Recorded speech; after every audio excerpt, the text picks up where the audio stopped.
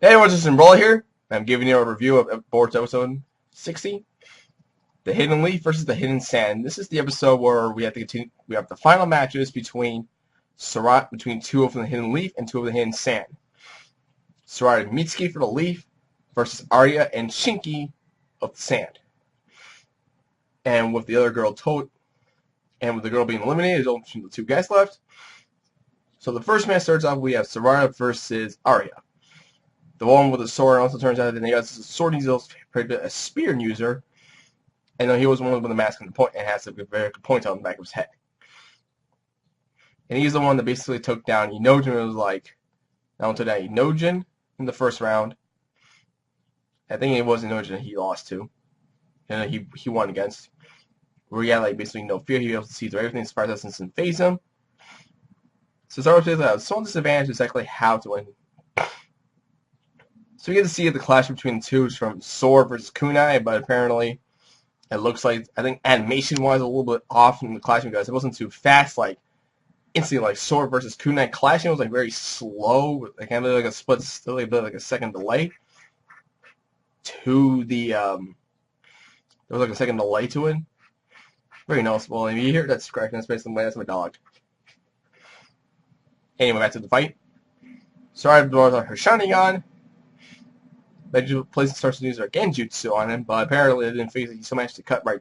He manages to give her a cut through the arm, well, it's not the arm, on the shoulder, and it looks like Genjutsu doesn't work on it. So kind of like surprised to see that Genjutsu doesn't work on him. Even surprise attacks doesn't work on him. But apparently she saw some sort of chakra threads in the back of him and was like, "Oh wait a minute, this is he. It's not the real guy. It's a person like he's basically another puppet user, but it's like Kankuro." So Sarada does her lightning style jutsu on him, dodges, but it was like she didn't purposely miss it.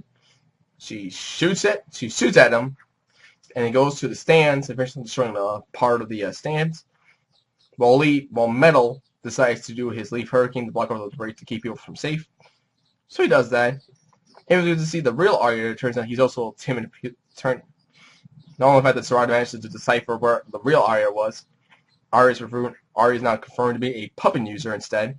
Not much of an actual close hand fighter like the sword and with the spear he has with them, but it's kind of like mini Conqueror basically, but without the whole actually being up front to take them out because puppet users in your hand basically one of those unique shinobi fighters and you can see in the world of Naruto where it's like they themselves don't fight, they let the puppets use and they use chakra threats to control them. Conqueror lady. Damn, what was the name of that old lady from Hinsan who fought along with Sakura against Sasori? Sasori is also an example. Lady Lady Chio of the Hidden Sand also is a puppet user, so seeing more of the puppet users back here again in the Boruto series was nice to see. And finally ended up being discovered the fact that he was not in the battlefield, he was not in the field the entire time. And ultimately got severed only got debunked by Sarada. Arya seems to be taking, everyone started to look at him. It turns out he's also kind of saying like Metal. Metal has performance anxiety issues when he's been when people are looking at him doing stuff, and Lee has like Metal has his performance and anxiety issues. Arya has the same thing. He's usually saying as Metal, like he gets nervous when people are staring at him. He has performance anxiety issues. That makes the fact that he rather be not be on the spot, have the public do all the work, not just him. Gar points out that was basically like a bad habit of his. So seeing that kind of like, or seeing like he's this timid character who's like can be confident a few points, but when people are always on focus of attention, he gets really nervous. So Sarada won the match by disqualification, but before you won the match. Arya decides to use the chakra one last time to go to the puppet at her. She throws out the fireball jutsu, the traditional fire style jutsu that Sasuke used. But she believes that excuse me. She says she hasn't perfected the jutsu yet. She's really Sasuke level, so she did it once, burned the puppet, she won the match. So Sarada, Law, and Boruto are the two from the Hidden Leaf to go to the finals. Leaving Mitsuki and Shinki to go out there was the second half of the episode. Excuse me for a second, I gotta take a breath there. It'll turn to be real that all three of them promised to be the three of them in the finals. So basically, we're going to see Sarada versus Boruto versus Mitsuki in the finals. But before that happens, we have Mitsuki versus Shinki. A match that seems pretty much what you expect between a guy who uses snakes versus a guy with iron sand. The two start clashing well on its side. Shinki tries to grabs Mitsuki most of the time, but he escapes with the snakes. At one point, Mitsuki actually grabs Shinki from on the ground, but instead that was turns out to be a clone. Shinki's a little more step ahead. Shinki demands Boruto, not Boruto, Mitsuki to show off his stage power. But Mitsuki doesn't, if he does that, he most likely had to be kicked out of the village. He doesn't want to do that. Only telling him, I don't want to leave the village. I want to spend time here with my friends and get stronger here instead. Also, he gives to his parent, basically Orochimaru, because if Orochimaru finds out that he needs to see Shuji get kicked out of the village, that becomes an inconvenience for him as well. At least that's the parent. So there's one point where, like, Shinki grabs a cloak, might as well, Mitsuki throws up the iron sand. He tries to use it for a close combat strike, but Shinki dodges it so fast, he manages to punch Mitsuki right in the ribs, leaving a mark. And so, like, a mark we don't get to see, apparently, but his iron sand is able to connect to a marker. It's a certain marker that he creates. In a way, it's like, and it was the only way for iron sand to connect with that is magnetic force. He creates a spear of iron sand, about to throw it at him, and right as the spear is like, this is Mitsuki's body, this is the spear, this close to the heart, Mitsuki says, I give up, right towards there. He stops it, the spear goes right close to the heart, and here, just what, did you say you give up? He says, yeah, I give up. Lee comes in trying to explain when he'll just must be clear what he said. He said, you give up? I give up, yes. He's sure about that? He says, I'm sure, I submit. So Shinki wins by forfeit. Yes, Shinki wins by forfeit. Leaving at least the three-way between Team 7 and 9 that could happen. Leaving Boruto and Sarada against Mitsuki and against Shinki in the finals. The finals will be taking place tomorrow, so there's time for these guys to heal. At least Sarada to heal her wounds, thanks to Sakura. I'll get to that scene in a bit here. We get to see the final match set for next week is basically Sarada versus Boruto versus Mitsuki. Mitsuki's Shinki. They all have the same key in their name, so it's like kind of mistaken too. So 2 from the Hidden Leaf and 1 from the Hidden Sand. Just imagine how the previous, like the first two names that we see, if you'd seen Naruto versus Gaara in the finals, depending on how, if maybe somehow, only I think by the point we have the bracket was set up back then, Gaara, as I'm talking about times, you can be Sasuke or Gaara. So whoever won that match would be getting against Naruto in the semifinals. But that's just the past. Because of this also sweet scene between Moe Sensei and the new Inter-Control formations that, despite losing, they were taking the barbecue, even though they lost, they didn't really feel the spirit.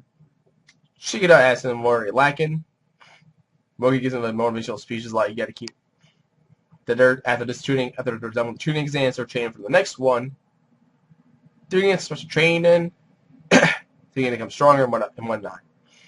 And while in the midst of that order was having Inojin orders a whole blend of meat plates the Momogi couldn't even afford because he only afforded the thing kind of means her pay hasn't come around yet. So they all order the food. Inojin orders the food. Momogi sees the bill, and she has like a freaking panic. She loses all her guts. She goes pale, falls down to the sea. Although she has to pay an certain amount of money that she cannot possibly afford just yet. His pay hasn't come around just yet. And that was a nice little scene between Momogi Sensei. We didn't see anything between from the all-female team and some with Lee, Denki, and Iwabi. I think Iwaki is the guy's name. We can see a little dark moments between Sasuke and between Sarada and Sakura, where Sakura is holding up her, healing her wounds, calling her reckless, but she is her daughter. And the fact that Sasuke is not going to stay home till late, but he usually stays home very late when she's not around. So at least Sasuke is at least staying at home for a bit. He's working on time behind the scenes with Naruto. He's still deciphering the scroll at this point. And there's one point where like Sarada actually teases Sakura, and she actually hits her in the head like this. It was kind of like seeing like a motherly love touch to Sarada. She also explained the fact that she also questioned Sarada how did she learn the fire style jutsu. She learned from Sasuke, her dad, possibly preferred that she had. We also get the business to see a scene between between Boruto and Sasuke. Sasuke shows him the Chidori. The fact that Boruto can't learn Chidori just like that because only some of the heightened skills Sharingan can only learn Chidori in a way. He also wants to know that Boruto has strong lightning chakra in his chakra. So it's like we're gonna take the lightning style jutsu, and when this was our Rasengan, we could have like Boruto's version of the elemental version of the Rasengan that Naruto had, where he had wind style jutsu, we had the Rasen Shuriken. So Boruto might take it to an extent, not like a Shuriken, but something very similar to like a lightning fused Rasengan laid down the line, which eventually we're going to see towards the end of this movie recap. Excuse me, I gotta catch my breath here. And basically, there was a point where it was like Sasuke goes into a moment like it was never really explained, but for those who actually, I'm pretty sure for mostly everyone who's seen this, news you talking about this guy who basically lost everything. He tries to, he lost everything. He tried to recreate the world in his own image by himself, but then a friend managed to save him. I believe that he was vaguely referencing Obito in this case. He doesn't technically say Obito, but I feel like the way he described him, this is very close about he's basically resembling to Boruto. Even down to Boruto, but the Obito, he wanted to change the world all by himself, but he got saved by a friend. That's what he's referencing, and then he died.